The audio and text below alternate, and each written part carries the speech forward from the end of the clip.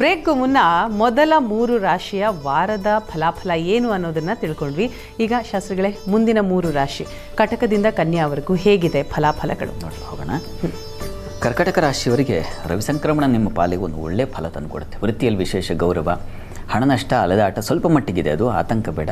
ಆಪ್ತರಿಂದ ದೂರ ಆಗುವ ಸಂದರ್ಭಗಳು, ಆರೋಗ್ಯದಲ್ಲಿ ಸ್ವಲ್ಪ ಏರುಪೇರಾಗ್ತಕ್ಕಂಥದ್ದು ಇಲ್ಲಿ ಪ್ರಧಾನವಾಗಿ ಇವುಗಳಿಗಿದೆ. ಯಾಕೆಂದರೆ ಅಲ್ಲಿ ಗುರು ಜೊತೆಗೆ ಮಾಂದಿ ಸಂಚರಿಸಿದ್ರು ಸ್ವಲ್ಪ ಮಟ್ಟಿಗೆ ಸ್ವಲ್ಪ ವ್ಯಯ, ಪೆಟ್ಟು ಬೀಳುವ ಸಾಧ್ಯತೆಗಳು ಇವುಗಳೆಲ್ಲ ಇದೆ. ಆರೋಗ್ಯದಲ್ಲಿ ಸ್ವಲ್ಪ ವ್ಯತ್ಯಾಸ ಮತ್ತು ಚಂದ್ರನಿಗೆ ಬಲಹೀನಾಗಿದ್ದಾನಲ್ಲ, ಹೀಗಾಗಿ ಅವನು ಈ ಸಂದರ್ಭದಲ್ಲಿ ಸ್ವಲ್ಪ ಆರೋಗ್ಯ ವ್ಯತ್ಯಾಸ ಮಾಡ್ತಾನೆ. ಚಂದ್ರ ರಾಹು ಒಟ್ಟಾದರೆ ಸ್ವಲ್ಪ ಮನೋವ್ಯಥೆಯೂ ಉಂಟಾಗುತ್ತೆ. ಮನಸ್ಸಿಗೆ ದುಃಖ, ವ್ಯಥೆ, ಯಾರೋ ಏನೋ ಅಂದ್ಬಿಡ್ತಾರೆ, ಅದನ್ನು ಸಹಿಸ್ಕೊಳ್ಳೋಕ್ಕಾಗಲ್ಲ ನಿಮಗೆ. ಆ ರೀತಿ ಒಂದು ಚಿಂತಾಕ್ರಾಂತರಾಗ್ಬಿಡ್ತೀರ.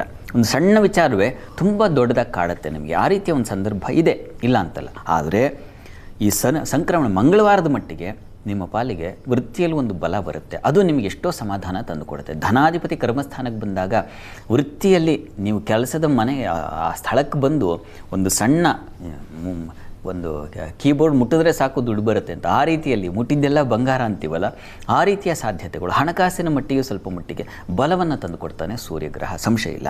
ಹೀಗಾಗಿ ವೃತ್ತಿಯಲ್ಲಿ ಒಂದು ವಿಶೇಷವಾದ ಗೌರವ, ಮಾನ್ಯತೆ, ಬುದ್ಧಿಬಲ ಇವುಗಳೆಲ್ಲ ಬಂದುಬಿಡುತ್ತೆ. ಮತ್ತು ಅಲ್ಲಿ ಶುಕ್ರನ ಜೊತೆ ಸಂಚರಿಸ್ತಕ್ಕಂಥದ್ದು, ಹೀಗಾಗಿ ಕಲಾವಿದರಿಗೆ ಹೆಚ್ಚಿನ ಅನುಕೂಲ ಉಂಟಾಗ್ತಕ್ಕಂಥದ್ದು, ಔಷಧ ವ್ಯಾಪಾರಿಗಳಿಗೆ ಹೆಚ್ಚಿನ ಅನುಕೂಲ, ಈ ಪ್ಯಾರಾಮೆಡಿಕಲ್ ಆಗಬಹುದು ಅಥವಾ ಮೆಡಿಕಲ್ ಈ ವೈದ್ಯ ಕ್ಷೇತ್ರದಲ್ಲಿ ಕೆಲಸ ಮಾಡ್ತಕ್ಕಂಥ ವೈದ್ಯರಿಗೆ ಕೂಡ, ಡಾಕ್ಟರ್ಸ್ಗೆ ಹೆಚ್ಚಿನ ಗೌರವ, ಮನ್ನಣೆ ಸಿಗ್ತಕ್ಕಂಥದ್ದು, ಇನ್ನೊಂದು ಕಡೆ ಕೆಲಸಗಳ ಆಹ್ವಾನ ಬರ್ತಕ್ಕಂಥದ್ದು, ಈ ರೀತಿಯಲ್ಲಿ ಹಲವು ಬಗೆಗಳಲ್ಲಿ ಅನುಕೂಲ ಆಗ್ತಕ್ಕಂಥ ಸಾಧ್ಯತೆ. ಸರ್ಕಾರಿ ವಲಯದಲ್ಲಿ ಹೆಚ್ಚಿನ ಅನುಕೂಲ, ಇದೆಲ್ಲ ವಾರಾಂತ್ಯದಲ್ಲೂ ತುಂಬ ಚೆನ್ನಾಗಿರ್ತಕ್ಕಂಥ ಫಲಗಳನ್ನು ಕಾಣ್ತೀವಿ.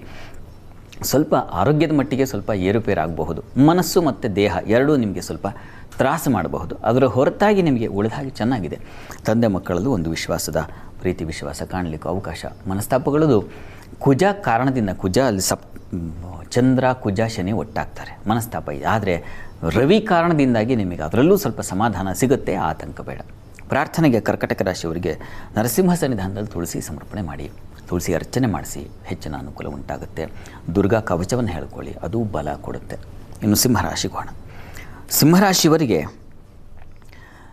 ಅಧಿಕಾರ, ಪ್ರಶಂಸೆ, ಲಾಭ, ಅದೃಷ್ಟದಿಂದ ಕಾರ್ಯ ಜಯಶೀಲರಾಗ್ತಕ್ಕಂಥದ್ದು, ವಿದೇಶ ವಹಿವಾಟಿನ ಲಾಭ, ಕಲಾವಿದರಿಗೆ ವಿಶೇಷ ಅನುಕೂಲ ತುಂಬ ಚೆನ್ನಾಗಿದೆ.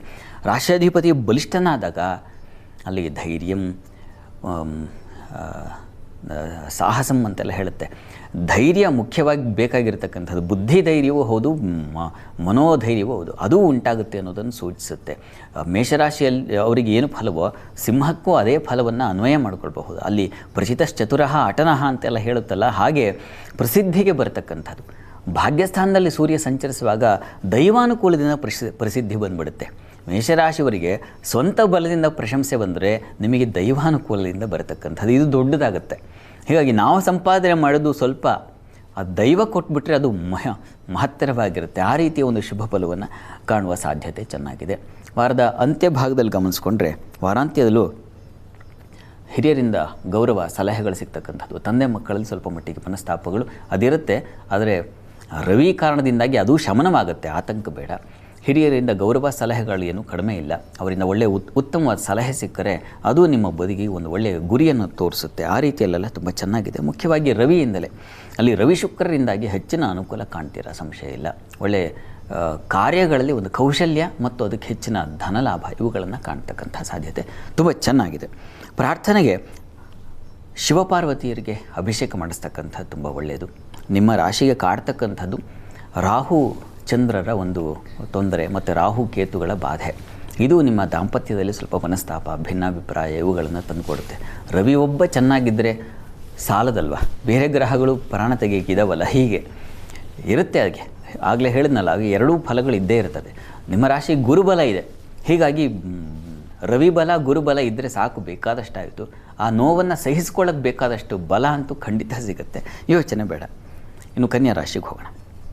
ಕನ್ಯಾ ರಾಶಿಯವರಿಗೆ ವಾರದಾದಿಯಲ್ಲಿ ನಿಮಗೆ ಅಲ್ಲಿ ಸಪ್ತಮದಲ್ಲಿ, ಷಷ್ಠದಲ್ಲಿ ಚಂದ್ರ ರಾಹು ಸಂಚರಿಸುವಾಗ ಆರೋಗ್ಯದಲ್ಲಿ ಬಹಳ ಹುಷಾರಾಗಿರಬೇಕು. ಹೇಳಿಕೊಳ್ಳದಾಗ ಸಂದಿಗ್ಧ ಸಂದರ್ಭಗಳು ಎದುರಾಗುತ್ತೆ.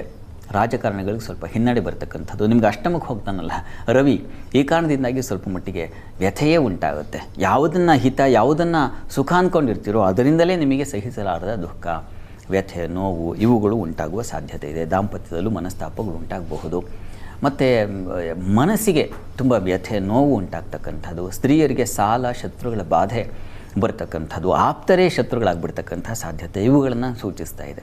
ನಿಮಗೆ ಸ್ವಲ್ಪ ಮಟ್ಟಿಗೆ ವೀಕಿದೆ. ಆದರೆ ಕೆಲಸದ ಮಟ್ಟಿಗೆ ಕರ್ಮಾಧಿಪತಿ ಬುಧನೂ ವೀಕ್ ಆಗಿದ್ದಾನೆ. ಗುರು ಒಬ್ಬ ತುಂಬ ಚೆನ್ನಾಗಿರೋದ್ರಿಂದ ಏನೋ ತಳ್ಕೊಂಡು ಹೋಗ್ತಾ ಇದೆ ಅನ್ನೋ ರೀತಿಯಲ್ಲಿ ಇರುತ್ತೆ ಸ್ವಲ್ಪ ಕಾಲ, ಆಮೇಲೆ ಸರಿ ಹೋಗುತ್ತೆ. ಮುಂದಿನ ವಾರದಲ್ಲಿ ಶುಕ್ರನ ಸಂಚಾರ ಬದಲಾವಣೆ ಆಗುತ್ತೆ, ಆಗ ತುಂಬ ಚೆನ್ನಾಗಿದೆ, ಅದೃಷ್ಟ ಸ್ಥಾನಕ್ಕೆ ಬರ್ತಾನೆ.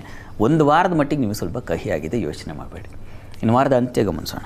ವಾರಾಂತ್ಯದಲ್ಲೂ ಅಷ್ಟೇ ಸ್ವಲ್ಪ ತಕರಾರುಗಳು, ಮನೋವ್ಯಥೆ, ದುಃಖ, ನಷ್ಟ, ಅಪಮಾನ ಇದೆಲ್ಲ ಇದೆ. ವೃತ್ತಿಯ ಗುರುವಿನ ದೃಷ್ಟಿ ನಿಮಗೆ ದ್ವಿತೀಯಕ್ಕಿದೆ. ಹೀಗಾಗಿ ಕುಟುಂಬದವರ ಸಹಕಾರ, ವೃತ್ತಿಯಲ್ಲಿ ಸಹೋದ್ಯೋಗಿಗಳ ಸಹಕಾರ ಇವುಗಳನ್ನು ನೀವು ಚೆನ್ನಾಗಿ ಕಾಣ್ತೀರ. ಅವುಗಳಿಂದ ಹೆಚ್ಚಿನ ಅನುಕೂಲ ಉಂಟಾಗುತ್ತೆ. ಜವಾಬ್ದಾರಿಗಳಲ್ಲಿ ಸ್ವಲ್ಪ ಹಿನ್ನಡೆ ಆಗ್ತಕ್ಕಂಥದ್ದು, ಯಾವುದೋ ಕೊಟ್ಟ ಜವಾಬ್ದಾರಿಯನ್ನು ನಿಭಾಯಿಸೋಕ್ಕಾಗೋದಿಲ್ಲ, ಕಷ್ಟ ಆಯ್ತಲ್ಲಪ್ಪ ಅಂತ ಅನಿಸುತ್ತೆ. ಈ ರೀತಿಯ ಒಂದು ತೊಡಕುಗಳನ್ನು ಎದುರಿಸ್ತೀರ. ಈ ವಾರದಲ್ಲಿ ಕನ್ಯಾ ರಾಶಿಯವರಿಗೆ ಸ್ವಲ್ಪ ವೀಕ್ ಆಗಿದೆ. ಹಾಗಂತ ನೀವು ಕುಗ್ಗಬೇಕಾಗಿಲ್ಲ. ಶಿವಸನ್ನಿಧಾನದಲ್ಲಿ ಅಭಿಷೇಕ ಮಾಡಿಸಿ, ಶಿವನಿಗೆ ನವಧಾನ್ಯ ಸಮರ್ಪಣೆ ಮಾಡಿ, ಶಿವನಲ್ಲಿ ಪ್ರಾರ್ಥನೆ ಮಾಡಿದ್ರೆ ಅತಿಶಯವಾದ ಬಲ ಬರುತ್ತೆ. ಆಗ ನೀವು ಎದುರಿಸಬಹುದು.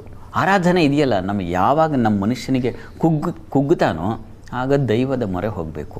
ಅದೇ ಅಲ್ವಾ, ಎಲ್ಲವನ್ನು ಅಳಿಸಿ ಹಾಕಿ ಒಂದು ಬಲ ತಂದು ಕೊಡುತ್ತೆ. ಇದನ್ನು ಮಾಡಿ ಆ ಪರಿಹಾರವನ್ನು, ಶಿವನ ಆರಾಧನೆಯನ್ನು ಮಾಡಿದ್ರೆ ಬಹಳ ಒಳ್ಳೆಯದು. ಕನ್ಯಾ ರಾಶಿಯವರು ಶಿವಸನ್ನಿಧಾನದಲ್ಲಿ ಅಭಿಷೇಕ ಮಾಡಿಸಿ ಆ ತೀರ್ಥ ಸೇವನೆ ಪ್ರೋಕ್ಷಣೆ ಮಾಡಿಕೊಳ್ಳಿ.